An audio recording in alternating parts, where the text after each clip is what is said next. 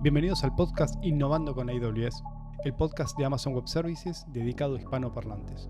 Juntos vamos a escuchar de los servicios de AWS, de mejores prácticas en el cloud, implementación de soluciones y casos de uso de clientes. Mi nombre es Rodrigo Asensio y soy tu anfitrión.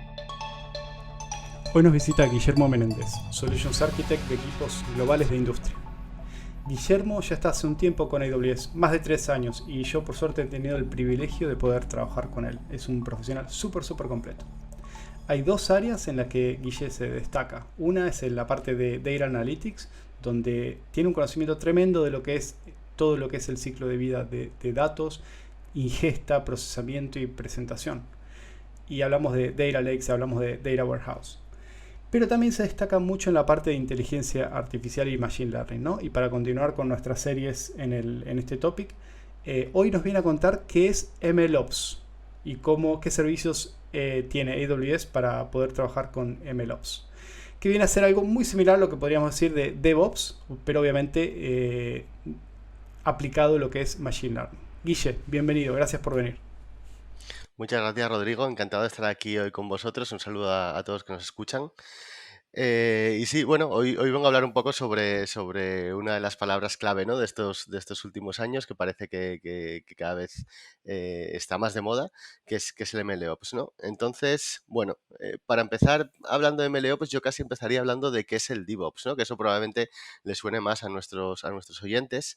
Y DevOps, bueno, es la combinación de dos palabras, Development y Operations, que al final es un conjunto de prácticas, ¿no? Que combinan el desarrollo de software y las operaciones IT, de manera que se trata con ello de acortar los ciclos de vida de desarrollo de software y lograr pues una integración, un despliegue continuo del software, de manera que este software, pues gracias a procedimientos automatizados, pues tenga mayor calidad y nos permita además ser mucho más ágiles, ¿no? A la hora de desplegar. Esto es lo que es el DevOps, un concepto que ya lleva muchos años con nosotros, muchas empresas lo aplican. Y al final el MLOps es un poco pues una extrapolación de ese mundo del DevOps pues al mundo de Machine Learning, ¿no? A lo mejor lo podríamos llamar ML DevOps en realidad.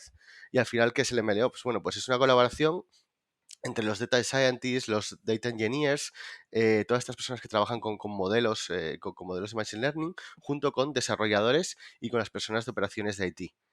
Y la idea, los objetivos del MLOps al final son, bueno, pues como los del DevOps, al final incrementar la automatización, pero en este caso en el ciclo de vida de los modelos de Machine Learning y lograr mejorar la calidad de estos modelos en producción, ¿no? Es decir, al final, en resumen, es un poco pues pasar de lo que es la experimentación con modelos más empírica o más universitaria, pues a productivizar el machine learning, ¿no? Y a que pueda estar productivizado dentro de las compañías que lo utilizan. En el capítulo anterior nos había visitado Albert Capdevila, nos tiró un poquito de este tema de MLOps y una de las discusiones que teníamos era que al final la gente que es hardcore data scientists no son developers, ¿no? Y entonces, cómo productivizamos esto que acabas de mencionar, ¿no? Este experimento científico de alguna manera, cómo lo productivizamos en un endpoint para, por ejemplo, no sé, hacer sugerencias de lo que puede ser, cuál puede ser mi próxima compra, ¿no? En un e-commerce. Eh, y está este mundo híbrido donde se están juntando dos ramas, ¿no? La parte de desarrollo y la parte de los data scientists, en donde hay un espacio sin cubrir, ¿no? Y aparentemente esta parte de MLOps está tratando de cubrir. Lo que pasa es que es nuevo para todos, es nuevo para los data scientists que tienen que meterse en el área de desarrollo y es nuevo para los desarrolladores que tienen que productivizar, o la gente de DevOps, ¿no? Que tiene que productivizar estos modelos al final. Y bueno, entonces, yo como data scientist, ¿no? Hago machine learning, hago modelos de machine learning. ¿Por qué voy a necesitar MLOps en particular?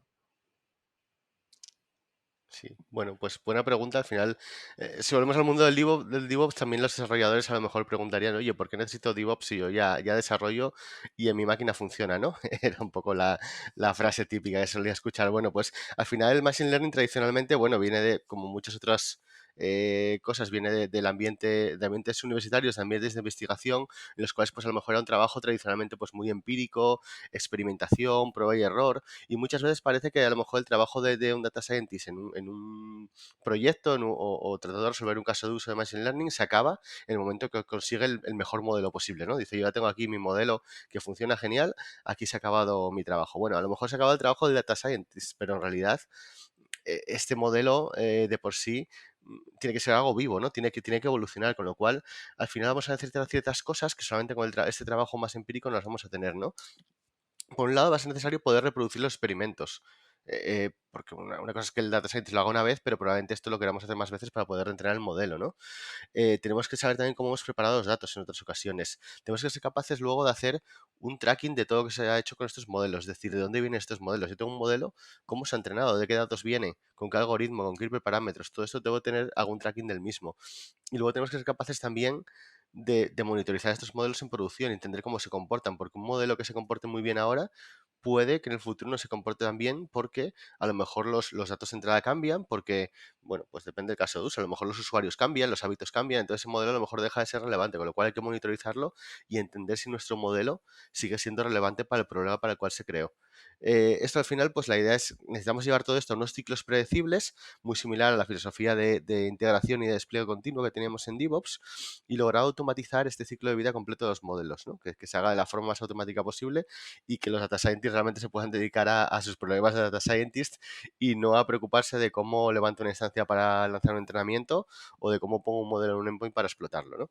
De eso se debería encargar la parte de MLOps. Y obviamente estamos en un podcast de Amazon Web Services y vamos a nombrar una serie de servicios que son los que quizá ayudan en las diferentes partes de este proceso de CI/CD, digamos, para MLOps.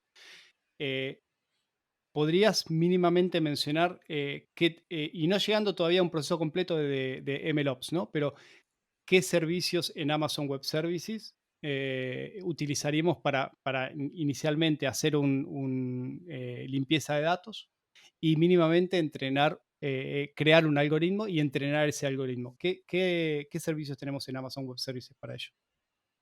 Ujú.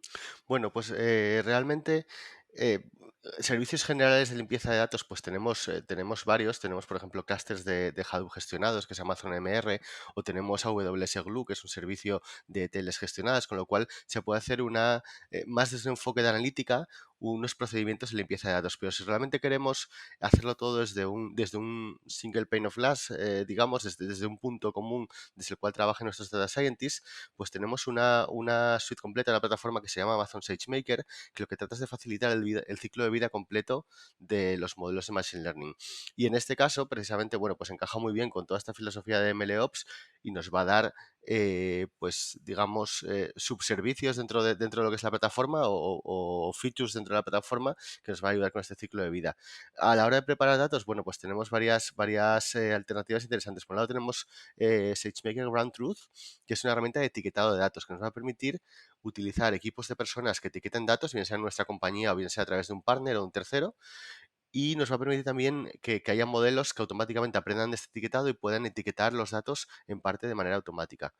Tenemos SageMaker Preprocessing, que básicamente es un sistema que nos va a permitir lanzar jobs en Python para realizar un preprocesamiento de datos. Y digamos que la plataforma SageMaker se encarga de levantar ese hardware, de ejecutar nuestros scripts, de pasar los datos a través de ellos y de apagar el hardware cuando ya se haya terminado de manera automática. Y luego tenemos también, por ejemplo, hemos lanzado hace poco una Feature Store que básicamente nos va a permitir almacenar features de nuestros modelos para luego poder utilizarlas en diferentes entrenamientos de modelos. Entonces, un poco eso es lo que está integrado dentro de la plataforma de SageMaker para poder hacer todo este pretratamiento de datos. Pregunta, dijiste Feature Store y tengo entendido que Machine Learning Feature significa algo un poquito diferente. ¿Podrías más o menos ayudarme a definir qué es Feature en Machine Learning? Sí, bueno, básicamente feature al final es una de las características o uno de los datos o una de las columnas, si lo queremos ver como si fuese un dataset, ¿no? De nuestro dataset de entrada del entrenamiento. no llamamos columna porque realmente los datasets no siempre son tabulares, ¿no? A veces son imágenes. Entonces, features al final son características del dataset de entrada que son las que nos van a permitir entrenar el modelo, son las en las que se va a basar el modelo para aprender. ¿Vale? Entonces, una feature store nos ayuda a organizar estas características, los datasets de entrada, tenerlas en un punto centralizado y que sea muy sencillo pues compartirlas con otros equipos que estén trabajando en problemas diferentes o simplemente utilizarlas en nuestros propios entrenamientos. Ocasión. Bueno, si yo incorporo una estrategia de MLOps, ¿no? ¿Qué nos va a aportar? ¿Qué le va a aportar a mi negocio? Que al final, ¿no? La tecnología por hacer tecnología puede ser divertida un fin de semana, pero no va a hacer crecer un negocio. ¿Qué le puede aportar a mi negocio? ¿Qué valor le puede aportar a mi negocio utilizar una estrategia de MLOps? Ujú. Bueno, pues aquí de nuevo vuelvo a hablar de DevOps porque realmente las ventajas que nos va a traer el MLOps son muy parecidas a los que nos traía el DevOps en el mundo del desarrollo de software. Por un lado, importantísimo, nos va a mejorar la productividad porque nuestros data scientists, que son perfiles que como sabéis pues no son tan sencillos de encontrar, van a poder enfocarse en los problemas de negocio y no, como decía antes, en instalar una librería de TensorFlow o MXNet o en levantar una instancia para poder entrenar, ¿no? Entonces, van a poder ser más productivos. En segundo lugar, nos va a permitir que sea todo mucho más repetible, es decir, vamos a tener procesos automatizados que nos permitan que en el momento que necesitemos reentrenar un modelo, pues no haya que rehacer nada, sino que realmente ya tengamos el proceso ahí simplemente con un solo clic, una sola llamada a una API, pues tengamos de nuevo el proceso entrenando de nuevo. Nos va a generar más fiabilidad, porque al final estos procesos automatizados van a ser más fiables y robustos que cuando hacemos las cosas a mano. Nos va a traer también auditabilidad, es decir, va a ser más sencillo saber de dónde vienen las cosas. Yo si tengo un modelo en producción, será sencillo saber de dónde viene, con qué datos lo he entrenado, con qué parámetros, con qué algoritmo, y será más sencillo hacer un tracking de todo lo que tengo y entenderlo mejor. Y luego finalmente nos va a dar una mayor calidad en los datos y en los modelos. ¿Por qué? Bueno, pues porque al final cuando implementamos un proceso de mejora continua de los modelos lograremos que vayan mejorando con el tiempo. Y cuando monitorizamos modelos, pues lograremos que la calidad de los mismos vaya subiendo, ¿no? Según evolucionamos. Entonces, bueno, un poco esos 5 puntos yo creo que son los principales que nos va a traer el MLOps cuando lo integramos en nuestras prácticas de Machine Learning. Hablando de por ahí te diría los tres primeros que mencionaste, ¿no? El tema de productividad, eh, creo que es algo repetitivo que escuchamos acá en el podcast. El hecho de hacer algo que no me agrega valor, ¿no? Desde lo más sencillo, poder actualizar un sistema operativo a la última versión con el último patch. ¿Qué valor le agrega a mi negocio? ¿Qué valor a mi startup, a mi enterprise? ¿Qué valor le agrega? Exacto. Absolutamente ninguno, al menos que estés en el negocio de patchear servers, ¿no? Exacto, que en ese estamos nosotros. Exacto. Entonces, yo charlando con clientes, charlando con compañeros, gente del medio, etcétera, etcétera, es de a poco la gente va saliendo, siempre yo tengo este término, a salirse del raviol, ¿no? Salirse del caparazón y darse cuenta de que hay que mover el negocio. Y todas estas actividades que no suman, son divertidas para el fin de semana, son divertidas para aprender, etcétera, etcétera. Y para saber qué es lo que está pasando por debajo, pero en el día a día no suman lo más mínimo. Y después viene la repetitividad, ¿no? Lo que mencionabas. Si yo elimino al humano de la ecuación al final, que es quien puede, que es una variante constante y puede introducir esos errores. Entonces, la tercera cosa que mencionaba, la fiabilidad, ¿no? Al eliminar y al automatizar los procesos, voy a poder confiar mucho más en lo que estoy deliberando, en los productos que estoy creando. Y bueno, sí, hay mucha, lo acabas de decir, ¿no? Hay mucha sinergia con lo que es DevOps en sí, ¿no? En un pipeline de integración, un pipeline de compilación de software, integración, test, etcétera, etcétera. Al repetirlo muchas veces, me voy a dar cuenta de los errores, los voy a arreglar y va, como dice acá, ¿no? Máquina de hacer churros. Sí, Y va a salir el software así. Obviamente que cuesta, obviamente que hay que hacer el setup de todo esto, cuesta aprenderlo, hay que entenderlo, etcétera, pero una vez que ya está, uno lo asume que eso ya existe y la cantidad de tiempo que se ahorra, es la verdad que es increíble. exacto. Ahora, Yo hablando creo de que forma un pipe, poco. decime, decime. Disculpa, que creo que fue un poco parte del mindset del ingeniero, ¿no? En el fondo, cuando haces una cosa la primera vez y aprendes, está muy bien. Cuando comienzas a repetirla más de una vez, lo primero que les debe saltar en la cabeza a un ingeniero es cómo puedo automatizar esto y dejar de repetirlo, ¿no? Que para eso tenemos las máquinas y para eso tenemos el software. Pues precisamente es un poco esa filosofía, precisamente no repetir las cosas, sino automatizarlas. Totalmente de acuerdo. Y bueno, y ahora mencionamos pipeline, ¿no? ¿Qué, qué características, qué aspectos tiene un pipeline de MLOps? ¿Qué elementos van a intervenir en este caso?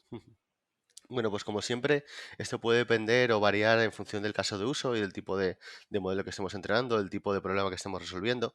Pero bueno, al final todos van a tener un aspecto similar porque van a cubrir el ciclo de vida completo del modelo, ¿no? Entonces, ¿qué pasos son estos? Bueno, pues de alguna manera, empezaremos por obtener los datos de entrenamiento del modelo. Es decir, ¿de dónde vienen estos datos? A lo mejor los tenemos en el Data Lake, pero a lo mejor tenemos que realizar una consulta a un Data Warehouse o a un transaccional o traernos de otro lado, ¿no? Entonces hay una parte de obtención de datos. Hay una parte de procesamiento de datos, es decir, como hablábamos antes, pues a lo mejor un etiquetado de los mismos si no están etiquetados, a lo mejor un preprocesamiento para, limpiar los datos, a lo mejor hay que limpiar ciertas columnas, eliminar columnas, agregarlas, etcétera. Es un poco donde preparamos las features, ¿no? Que hablábamos antes de los datos. Después es posible que queramos también, una vez que tenemos el algoritmo seleccionado, puede que haya una fase de ajuste de los hiperparámetros, ajuste automatizado, porque como sabéis los algoritmos de entrenamiento de modelos suelen tener unos parámetros extra que se llaman hiperparámetros, cuyo valor no siempre está tan claro, a veces es una búsqueda un poco empírica. Entonces nosotros en SageMaker, por ejemplo, tenemos unos procesos automáticos, tenemos un ajuste automático de hiperparámetros que permite que la plataforma explore por nosotros esos valores, ¿no? Entonces puede que haya una fase de ajuste de hiperparámetros. A ver, te Sí. paro un segundito ahí, educame un poco. Hiperparámetros, Venga, volvemos ¿qué atrás. son? Los hiperparámetros, al final tú cuando seleccionas o eliges un algoritmo con el cual vas a entrenar un modelo de Machine Learning, esos algoritmos pues están parametrizados. Hay ciertas cosas como a lo mejor el número de etapas que van a tomar, la máxima profundidad de una red neuronal. Bueno, hay diversos parámetros que ajustan un poco el comportamiento del algoritmo, ¿no? Cómo va a entrenar el modelo. Y estos valores, pues no siempre son tan evidentes como, oye, ¿cuál es qué profundidad quiero ponerle a mi red neuronal? Bueno, pues no tengo por qué saberlo a priori, cuál se va a comportar, cómo se va a comportar mejor el modelo. Entonces, muchas veces es una búsqueda empírica en la cual tú entrenas modelos con diferentes valores, estos hiperparámetros, y luego os comparas a ver qué modelo es mejor, ¿no? Pero eso al final es un proceso bastante repetitivo y que consume bastante tiempo. Entonces, SageMaker, por ejemplo, trae una característica de tuneado automático de hiperparámetros, que lo que va a hacer es explorar unos rangos de valor estos parámetros por nosotros, lanzando múltiples entrenamientos en paralelo y luego comparando la calidad de estos modelos. Con lo cual, bueno, se hace un poco más sencilla esa fase exploratoria. Y todo esto que mencionaste, nunca hablaste de ningún servidor, ¿no? Exacto, exacto, totalmente. Es decir, lo bueno de la plataforma de SageMaker es que tú al final nunca te vas a preocupar demasiado por dónde está corriendo dónde están corriendo esos procesos, ¿no? Al final elegirás cuántos entrenamientos quiero en paralelo o cuánta potencia quiero GPU o no, pero ahí se acaba todo. El resto lo va a gestionar la plataforma por ti. Entonces, bueno, este ajuste automático pues, nos permite que sea, bueno, pues muy fácilmente integrable en este pipeline de MLOps del que estábamos hablando, ¿no? Por continuar, bueno, más o menos te he aclarado más o menos la parte Sí, de... Sí, sí, sí, total, total, total. perfecto. Bueno, pues por continuar con lo que es el pipeline de MLOps, habíamos dicho que obtenemos datos de entrenamiento, etiquetamos datos, hacemos un preprocesado, ajustamos estos hiperparámetros del algoritmo y luego la siguiente etapa, lógicamente, será entrenar el modelo. Una vez que este modelo esté entrenado, querremos validarlo, ¿no? Querremos lanzar pruebas de validación de este modelo para saber si realmente es un modelo bueno, de una buena precisión. Y si es así, pues lo queremos probablemente añadir a un registro de modelos, ¿no? Donde quede ya registrado y guardado a nuestra disposición. Que hay un servicio para eso. Exacto. Model Registry, también integrado en Amazon SageMaker, que precisamente nos va a permitir tener un registro de modelos, una trazabilidad de estos modelos. Y además estos modelos estarán a nuestra disposición para poder desplegarlos cuando los necesitemos. Una cosa que agregar, Guille.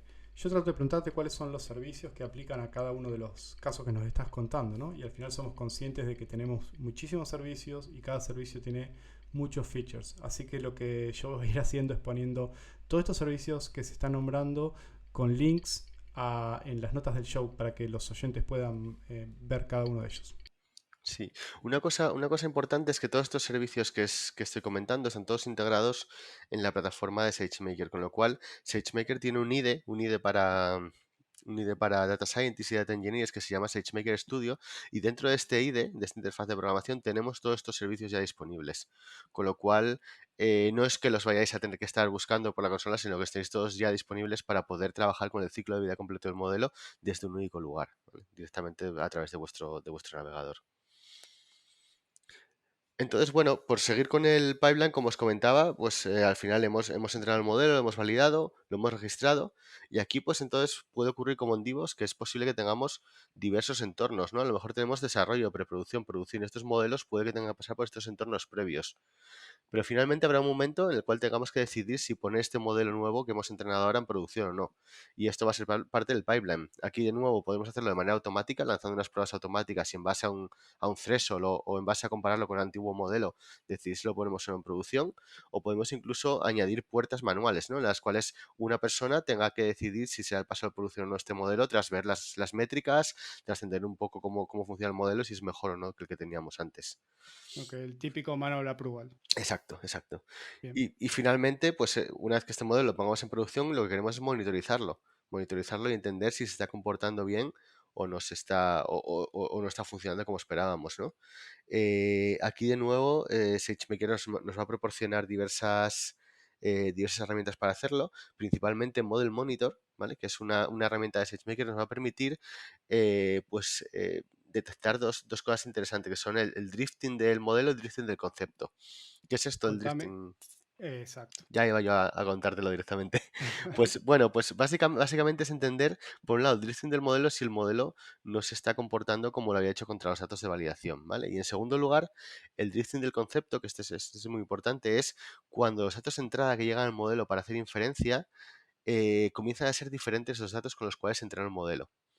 Por ejemplo, imagínate que tienes una aplicación de venta de objetos de segunda mano y tienes un modelo que detecta esos objetos, ¿no? Entonces, ese modelo se entrenó cuando la gente realmente lo que hacía en esa plataforma era vender ropa. Pero últimamente, por lo que sea, pues la gente ha empezado a vender teléfonos móviles también por esa plataforma. Ese modelo está entrenado para reconocer ropa. Entonces, cuando el concepto es diferente, cuando empiezan a llegar cosas que no se parecen a los datos con los que tenemos el modelo, ese modelo va a dejar de ser eficiente. Entonces, este concept drift nos va a indicar esto, que los datos que llegan ya no se parecen a los datos de entrenamiento. Entonces, es un buen momento para decidir que tenemos que entrenar el modelo con estos nuevos datos que están llegando. Bien. Y volviendo un poquito más atrás, quizá al principio de todo, dijiste algo que es datos de validación. Tengo entendido, y corregime, que cuando querés crear un modelo, vas a tener un dataset que lo vas a dividir básicamente en dos, con diferentes proporciones, Sí, ¿no? sí, dos o tres, sí. Utilizás uno para hacer el entrenamiento del modelo y el resto del dataset para hacer la validación de ese modelo, ¿no? Esto es antes del Exacto, drift, que exacto. puede producirse después. Exacto, realmente estos datos de validación son parte del dataset inicial con el que se entrena el modelo. Después el drifting del concepto lo que hace es comparar estos datos con los que se entrenó y validó el modelo contra los datos que te van llegando en tiempo real al endpoint, ¿vale? Entonces la idea es que este dataset inicial tenerlo como referencia de cómo se ha entrenado este modelo. Bien. Bueno, ahora yendo un poco más a la acción, cómo vamos materializando esto un poco, ¿no? Yo cuando hago algo de código, termino haciendo un commit, ¿no? Y ese commit va a disparar, no sé, si tengo que compilar código, hacer un beautify del código, validación, unit test, integration test, manual approval, etcétera, etcétera, ¿no? Al final, todos esos pasos del pipeline. ¿Y cómo se traduce eso al mundo de MLOps? ¿Qué es lo que inicia ese pipeline, por ejemplo? Sí, la equivalencia, digamos, al clásico commit o push de código a un repositorio, ¿no? Bueno, el mundo de MLOps, pues es un poco más complejo porque puede haber diferentes eventos que hagan un trigger de esos pipelines de integración continua. Por ejemplo, el primero de ellos sería el que hemos comentado ahora, ¿no? Un cambio en las métricas del modelo. Estamos monitorizando el modelo en producción y vemos que este modelo deja de tener tanta precisión como tenía al principio. O vemos que los datos que están llegando a este modelo comienzan a ser diferentes a los datos con los cuales entrenamos el modelo. Entonces ahí puede ser un buen momento para decidir que este modelo ya no es tan bueno como antes y que es mejor reentrenarlo, ¿no? Ese puede ser un trigger perfectamente válido de estos procesos de reentrenamiento del modelo, de estos pipelines de MLOps. En segundo lugar, a lo mejor lo hacemos en base a un schedule, ¿no? A lo mejor queremos entrenar un modelo todas las semanas o todos los días o todos los meses. No sé, un modelo meteorológico, a lo mejor, que haga predicciones meteorológicas, quizás tenga sentido entrenarlo una vez al día. O, por ejemplo, un modelo de forecasting de inventario, ¿no? Pues a lo mejor cada semana queremos renovar ese modelo con nuevos datos y pues resulta interesante reentrenarlo. Un tercer motivo por el cual queremos lanzar un pipeline de MLOps de nuevo sería por la llegada de nuevos datos. A lo mejor estamos acumulando datos con los que habíamos entrenado el modelo inicialmente. Imagínate que pasa el tiempo, llegan nuevos datos y entonces puede tener sentido entrenarlo de nuevo. Por ejemplo, un motor de recomendación, un motor de recomendación de un sistema de vídeos online, ¿no? Pues a lo mejor yo cuantos más nuevos vídeos llegan y más vídeos yo estoy viendo como usuario, pues a lo mejor el modelo que me da recomendaciones comienza a perder cierta flexibilidad, ¿no? Entonces puede tener sentido que cuando llegan todos estos nuevos datos de nuevos vídeos y de mis visualizaciones, reentrenar este modelo de nuevo. Y finalmente, la cuarta sí que se parece más a DevOps, que sería un cambio en el código, ¿no? ¿Qué ocurre si cambio el código del algoritmo? ¿O ocurre si cambio el código del preprocesamiento de datos porque quiero hacer algo diferente con los datos o encontrar algún error? Bueno, pues eso también debería lanzar de nuevo el entrenamiento del modelo, porque al final el algoritmo o el preprocesado de datos que habían dado lugar a ese modelo han cambiado, ¿no? Entonces tiene sentido reentrenar de nuevo y generar el modelo de nuevo. Muchas más variables al final de lo que puede llegar a ser, ¿no? un pipeline de desarrollo común y corriente. Bastante basado también en los datos. Me Sí, sorprende por un lo poco general eso. sí. Bien. Y obviamente tiene sentido. Bueno, y a ver, vamos a tratar de ponerle un poco de nombres de servicios y qué hacen en particular estos servicios. Y yo, para no empezar con confusión y no confundir un poco a la audiencia, me gustaría saber, ¿no? ¿Qué herramientas podemos aplicar de Amazon Web Services a los diferentes procesos o partes del pipeline de lo que es MLOps? Y me gustaría que me nombres el nombre del servicio al final. Al final, primero te lo cuento y luego lo nombro. Al final de cada uno, Perfecto. ¿no?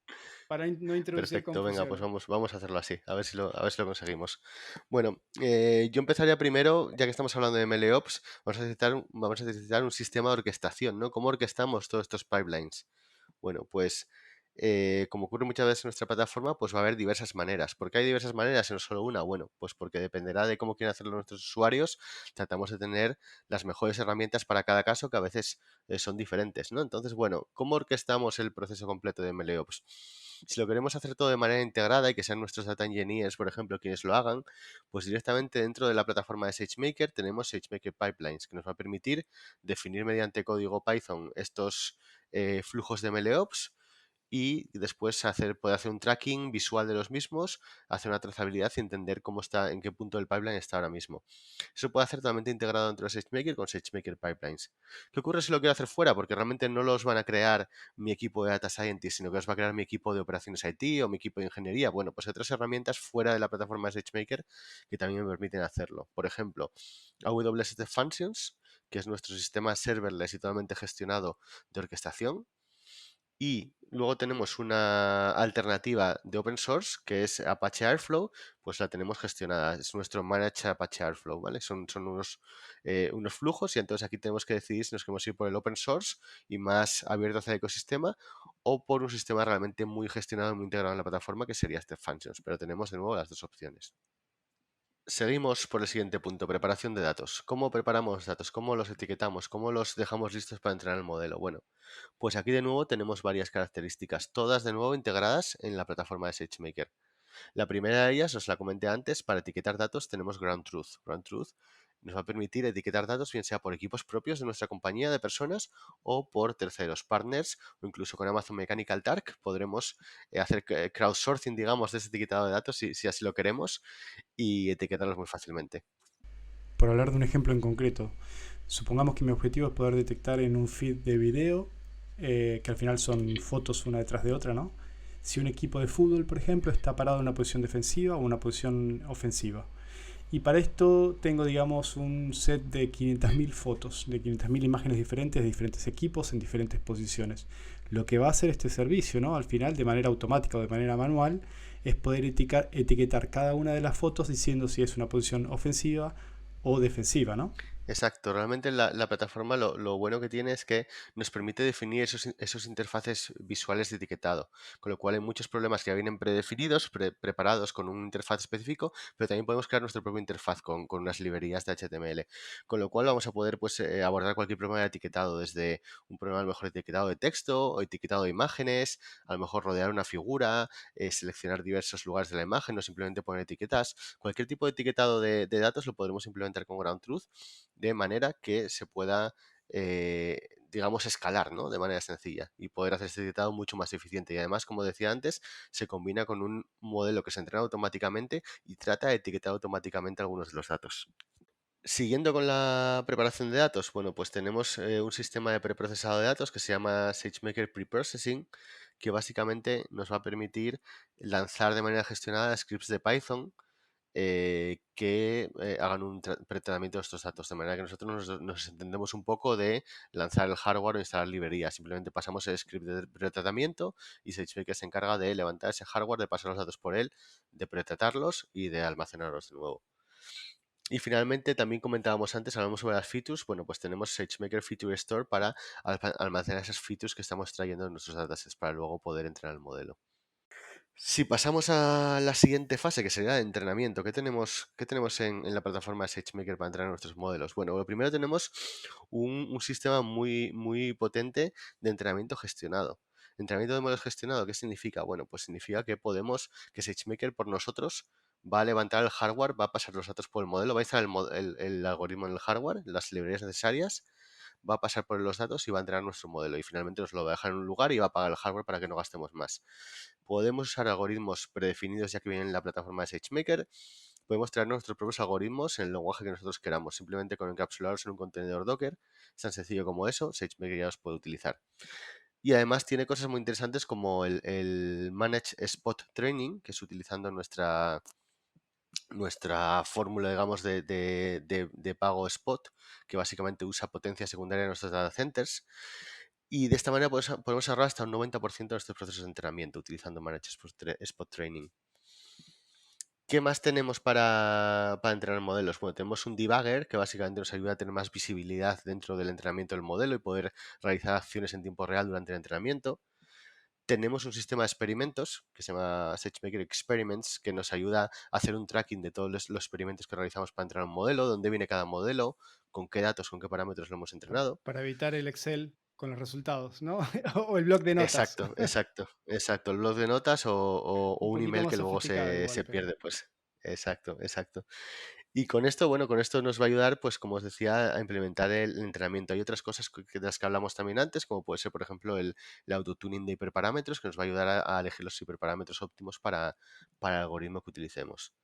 Y una vez que hemos entrenado el modelo, ¿qué más nos proporciona ya SageMaker a la hora de productivizar el modelo, es decir, de desplegarlo y de explotarlo? Bueno, pues tenemos un despliegue gestionado dentro de SageMaker con dos modalidades, que son en tiempo real y en batch. Es decir, podemos poner un modelo en un endpoint REST en tiempo real, con lo cual nuestras aplicaciones o procesos de negocio pueden lanzar peticiones a ese modelo y además este endpoint pues, va a autoescalar por nosotros automáticamente para cubrir la demanda, etcétera. O tenemos un sistema en batch en el cual yo digo, oye, tengo todos estos datos almacenados en S3, en un almacenamiento de objetos, y quiero pasar todos estos datos por el modelo. Pues SageMaker automáticamente levanta un endpoint, nos pone ahí el modelo, pasa todos los datos, almacena los resultados y apaga el endpoint.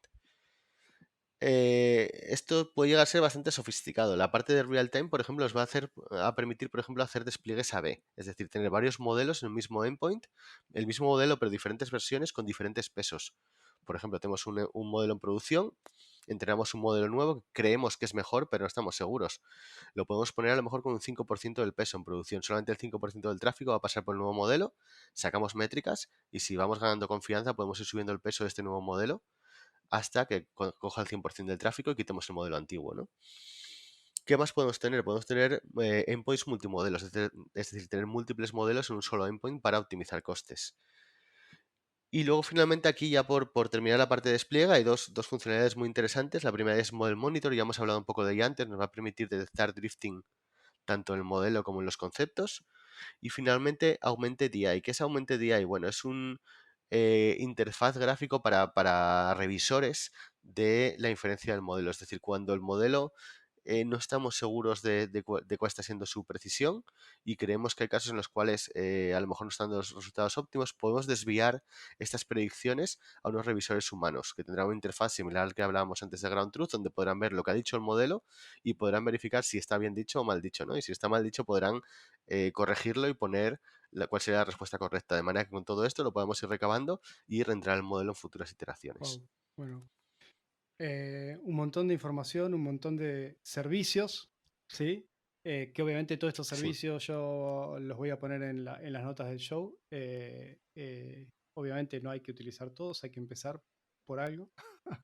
Y bueno, al final nos has exacto. contado un montón de cosas. Nos contaste, ¿no?, los conceptos de MLOps, nos has contado por qué MLOps, por qué, qué beneficio nos trae, qué beneficio nos trae al negocio, cómo son estos pipelines de MLOps y cómo se comparan con lo que yo estoy acostumbrado a lo que podría ser un despliegue continuo e integración continua en ambientes de desarrollo de software tradicional, ¿no? Y qué herramientas hay en Amazon Web Services para ello.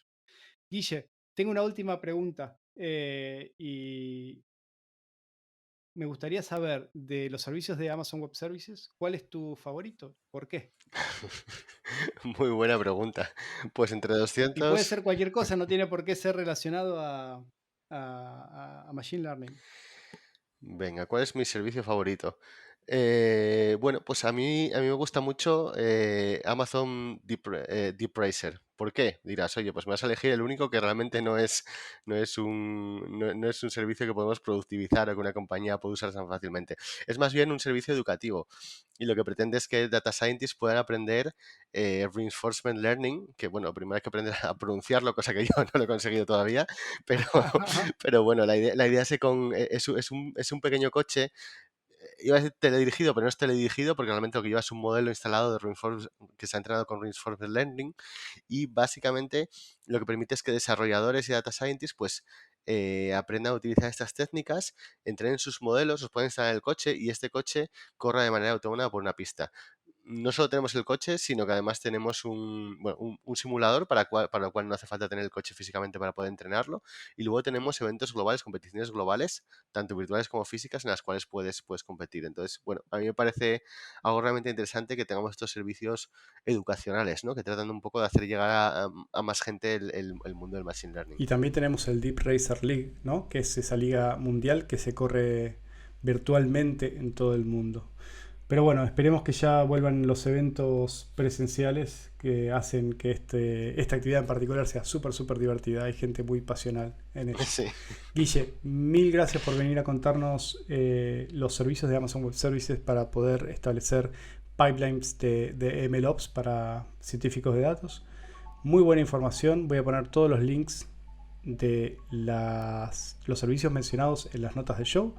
Y Guille, mil gracias de nuevo. Muchas gracias, Rodrigo. Muchas gracias a todos los que nos escucháis y hasta la próxima.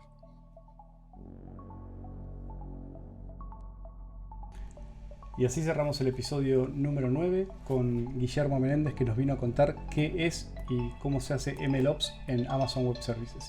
Muchas gracias, hasta la próxima.